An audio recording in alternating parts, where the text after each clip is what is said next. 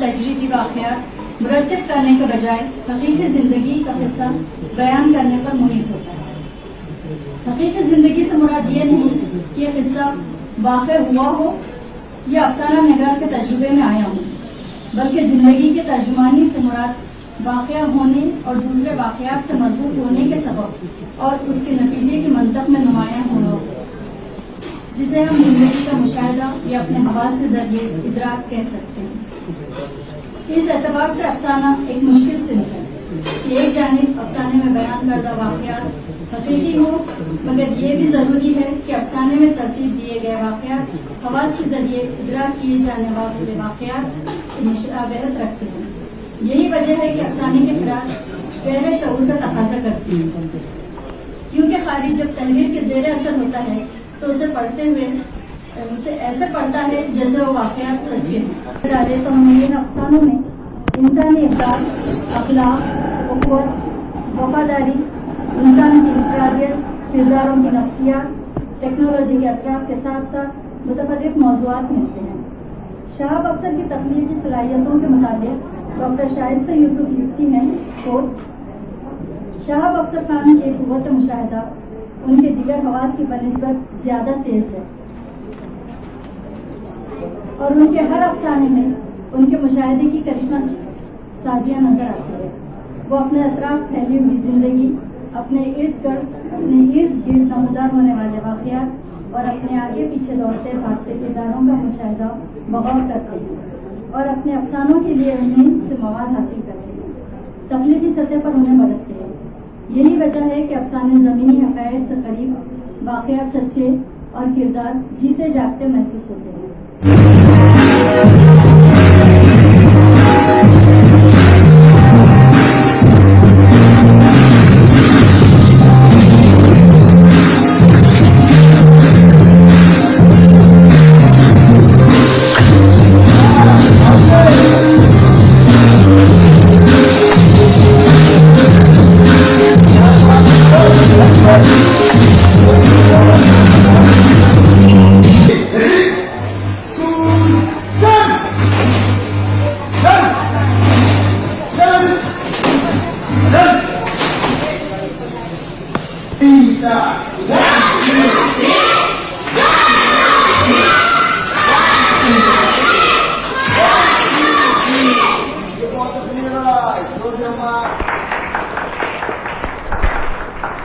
Not only he is an architect, but he is Urdu lover gentleman.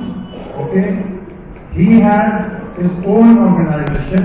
He belongs to Hyderabad, and then he has served in Saudi Arabia for many years. And then, after serving Saudi Arabia as an architect and constructing plenty of buildings in Saudi Arabia, Riyadh, Jeddah, Dammam and various places, he has moved to USA, United States of America, and he is in Chicago. In Chicago also, he has his own activities and he loves gathering people for mushayaras, for various Urdu topics in which people speak, and then he disciplines Americans. Okay, he is an Indian who has moved to this America, but he teaches and disciplines Americans in Urdu. There are so many people who attend his functions over there. They are Pakistani, they are Bangladeshi, they are Sri Lankan, they are from various countries. But when they join together, Khan first, and then about your future, some useful tips. Dear students, Dr. Afsar Khan, I know him from last 35 years as an educationist, as an administrator, as an Urdu writer, and I found him very good administrator, very good educationist. In fact, he is teacher of my three students who are very successful in their life. One is, why I am telling this, because you should understand that a good teacher is always a good teacher, and he leads the minds of young students. He is And what is nutrition? What you eat, the food, from morning till evening, that goes into what all we take into our mouth and into our body, that goes inside, it is being digested, assimilated, and it becomes the part of the body. So nutrition is very important. What you are taking, what you are drinking, that forms your body, that creates your brain, that makes you think. So as a small kid, and for the teachers also, I am showing you the 5 golden rules to make yourself healthy, happy, and brainy also. What are those 5 rules? Have anybody heard? You are what you eat. You might have heard, you are what you eat. That your body, your intelligence, everything depends upon what you eat from morning till night. So eating is very important, and for the teachers also. وہ اردو کے writer بھی ہیں اور خود آپ کے principal اس کی مثال ہیں.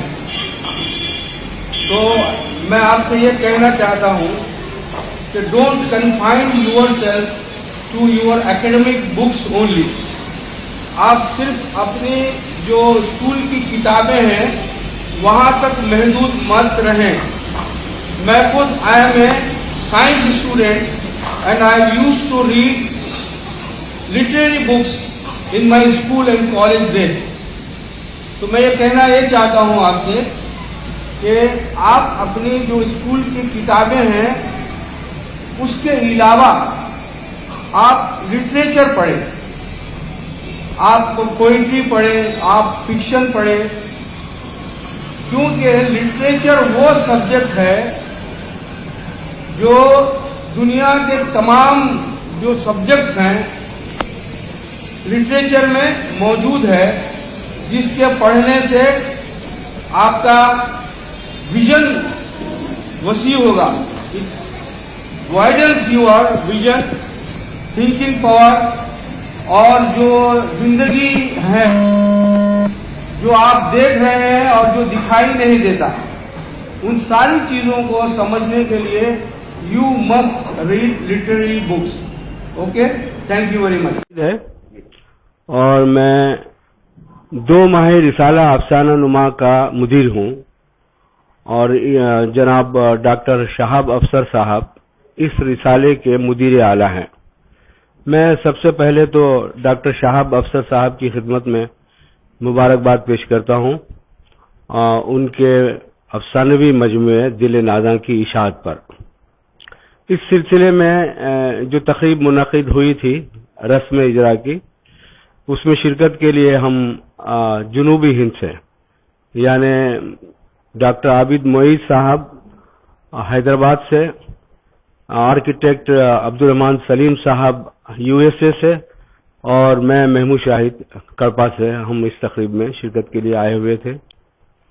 اور کل جو تقریب منعقد ہوئی اس میں افسانوی مجموعے پر بہت ہی بلیغ, بصیرت افروز مضامین پڑھے گئے, اور ڈاکٹر شہاب افسر صاحب کے فن پر, ان کی شخصیت پر کافی مضامین پڑھے گئے اور روشنی ڈالی گئی.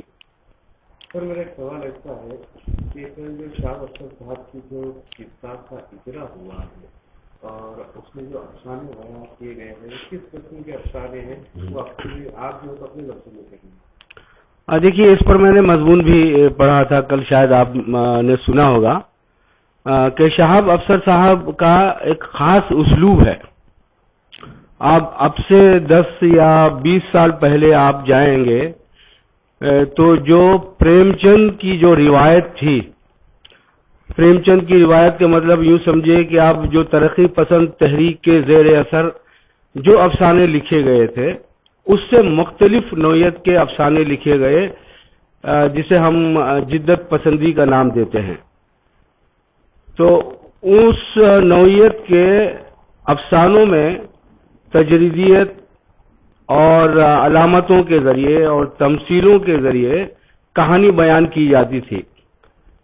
اس میں شک نہیں کہ اس تبدیلی کی وجہ سے ایک نیا اسلوب ادب میں متعارف ہوا ہے، لیکن اس کا ایک نقصان یہ بھی ہوا کہ جو ہمارا جو اردو قاری ہے اس کی جو ذہنی سطح ہے ابھی وہ اتنی بلند نہیں ہوئی تھی. یوں سمجھیے کہ وقت سے پہلے وہ اسالیب ہمارے ادب میں شامل ہو گئے تھے جس کی وجہ سے قاری ان کہانیوں سے دور ہوتا چلا گیا، جس سے ادب کا نقصان بھی ہوا اور ادب کا فائدہ بھی ہوا، اس میں کوئی شک نہیں ہے. جب دیکھا گیا کہ قاری افسانے سے یا اردو ادب سے دور ہو رہا ہے، خصوصاً نثری ادب سے دور ہو رہا ہے، تو پھر ایک تحریک متعارف ہوئی کہ ہم کہانی کو پھر سے، افسانے کو پھر سے ہم کہانی پن کی طرف لے کے آئیں. تو اس تحریک کے زیر اثر لکھنے والوں میں سر فہرست نام ڈاکٹر شہاب افسر صاحب کا ہے کہ انہوں نے سادہ بیانیہ کے ذریعے بہت ہی کامیاب ترین افسانے تخلیق کیے ہیں. ان کے افسانوں کی جو بنیادی صفت ہے وہ یہ ہے کہ وہ سادگی میں پرکاری ہے. ان کی زبان سہل ہے، انداز بیان راست بیانیہ ہے. یہ پہلی سطح پر یہ چیزیں نظر آئیں گی، لیکن ذرا آپ غور کریں گے تو ان کہانیوں کے بطن میں یا یوں سمجھیے کہ ان کے جو بین السطور ہیں، ان بٹوین دی لائنز میں وہ پوری کائنات آپ اس میں محسوس کریں گے. اس میں فرد بھی ہے، معاشرہ بھی ہے، معاشرے کے مسائل بھی ہیں اور رشتوں کا المیہ بھی ہے. اور موجودہ عہد میں جو معاشرہ جس طرح بکھر گیا ہے، انتشار کا شکار ہے، زوال پذیر ہے، یہ ساری چیزیں آپ کو ایک سادہ بیانیہ افسانے میں پیش کرنا بہت ہی مشکل کام ہے، اور یہ کام ڈاکٹر شہاب افسر انجام دے رہے ہیں. اور کل جو گفتگو ہوئی سب نے اس پہلو پر روشنی ڈالی ہے، اور یہی ان کی کہانیوں کی طاقت بھی ہے اور ان کی شناخت بھی ہے اور پہچان بھی ہے. سر آپ کا کیا نام؟ میرا نام عبد الرحمن سلیم ہے اور میں پیشے سے آرکیٹیکٹ ہوں. اس کے علاوہ ہم محب اردو کی حیثیت سے جانے جاتے ہیں. سر آپ افسر صاحب کے افسانوں کو کس نظریے سے دیکھتے ہیں؟ ماشاءاللہ افسر خان صاحب کی پہلی کتاب جب رسم اجرا ہو رہی تھی تو حیدرآباد میں ہماری ایک تنظیم ہے اردو نہیں محب شہاب افسر کی جو پہلی کتاب تھی اس کو ہماری تنظیم اردو کلچرل ہیریٹیج فاؤنڈیشن نے اس کی رسم اجرا کی تھی اور اس کے اندر ہو آف حیدرآباد نے شرکت کی. اس وقت پتا چلا کہ افسر خان صاحب ایک نئی منزل کی طرف رواں ہیں اور ان کے افسانے انشاءاللہ امید یہ ہے کہ ہندوستان کے اعلیٰ سطح تک پہنچیں گے اور جو قاری ہے اس کو بہت پسند کرے گا. اور اس کا یہ بیان ثبوت ہے کہ ایک سال میں ان کی دوسری کتاب آ چکی ہے اور اس میں زیادہ تر افسانچے ہیں. اس میں کئی افسانچے پڑھنے سے تعلق رکھتے ہیں جو ان کے مشاہدات کی دلیل ہے. دو قسم کے افسانہ نگار ہوتے ہیں، جو ایک تو وہ اپنے ذہن سے کہانی تخلیق کرتا ہے اور اس کے ذہن میں جو ہوتا ہے وہ بیان کرتا ہے صرف، مگر ایک اور افسانہ نگار وہ ہوتا ہے جو اپنے مشاہدات پر مبنی کہانی تشکیل دیتا ہے اور اس میں سچائی زیادہ ہوتی ہے. تو ڈاکٹر صاحب کے افسانے ہیں، اس کے اندر ہم اردو والے ایک ہیں، تو چونکہ ہم اردو سے تعلق رکھتے ہیں مجھے بہت پسند آیا. ہم اردو والے ہمیشہ کسی بھی تقریب میں دیر سے آتے ہیں اور جب لوگوں سے سوال کیا جاتا ہے منتظمین سے کہ بھائی آپ 1.5 گھنٹہ لیٹ ہو گئے، 1 گھنٹہ لیٹ ہو گئے، کیا وجہ ہے، تو اس کا جواب یہی ہوتا ہے کہ ہم اردو والے ہیں. اس کو ڈاکٹر صاحب نے بہت اچھے انداز میں بیان کیا ہے. ایک اور افسانہ ہے ان کا، دودھ کی قیمت. وہ بہت اچھا افسانہ ہے. اس میں پڑھنے سے تعلق رکھتا ہے وہ کہ ایک ماں جو ہے اس کے احساسات کیا ہوتے ہیں.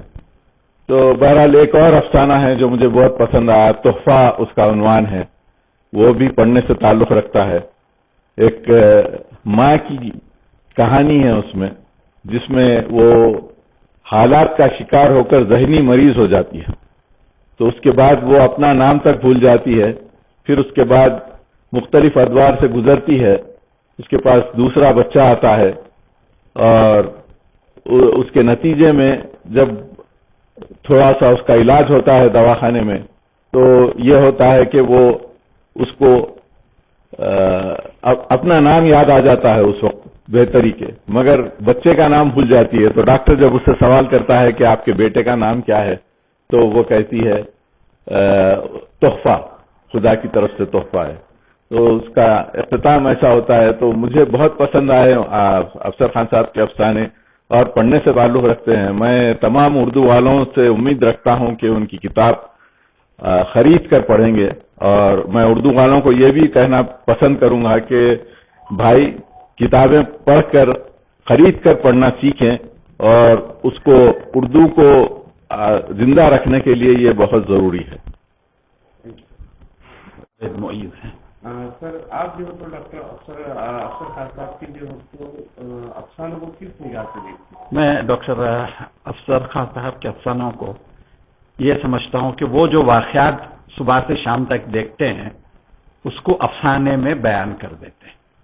ان کے افسانے زندگی کے بہت قریب ہوتے ہیں, اور جو کوئی بھی ان کے افسانے کو پڑھتا ہے یہ تو میں نے بھی دیکھا یہ واقعہ, اور یہ واقعے میں سے ایک کہانی نکال لیتے ہیں, اس کو فسانہ بنا دیتے ہیں اور پھر ایک میسج بھی دیتے ہیں. یعنی سوچنے کے لیے وہ ان کے افسانچے یا افسانے آپ کو موقع دیتے ہیں کہ آپ سوچئے یہ جو واقعہ ہوا ہے. یہ سب سے بڑی چیز ہے ان کے افسانوں میں. ان کے افسانوں کو لے کر جو تو باہر جو تو یواؤں پر, مہیلاؤں پر کیا اثر پڑتا ہے؟ اچھا اثر پڑنا چاہیے. سوچیں گے وہ لوگ, کس طریقے سے وہ لوگ اس چیز کو اڈاپٹ کریں گے. سوچنے پہ مجبور کر رہے ہیں آپ کسی کو, پھر سوچ کے جیسا فیصلہ کریں گے, صحیح فیصلہ کریں گے. وہ لیڈ نہیں کرتے, یہ ان کو سوچنے پہ مجبور کرتے ہیں. کوئی ایک واقعہ ہے. آپ کو کیا لگتا ہے افسر خان صاحب کو کیسے جو تو افسانے جو تو لکھنا چاہیے, بیان کرنا چاہیے, اور کیسے کیسے کرنا چاہیے؟ وہ خود طے کریں گے. جب مسافر چلتا ہے تو وہ خود اپنا راستہ طے کرتا ہے, اس کو کوئی جو ہے سو وہ راستہ دکھا نہیں سکتا. اگر راستہ دکھا دیا تو پھر مسافر کہاں ہوا, وہ تو فالوور ہوا, وہ تو کسی اور کے راستے پہ چل پڑا ہے. آپ اپنی طرف سے کیا کہیں گے؟ میں نیک تمناؤں کا اظہار کروں گا, نیک خواہشات پیش کروں گا ان کو. Thank you.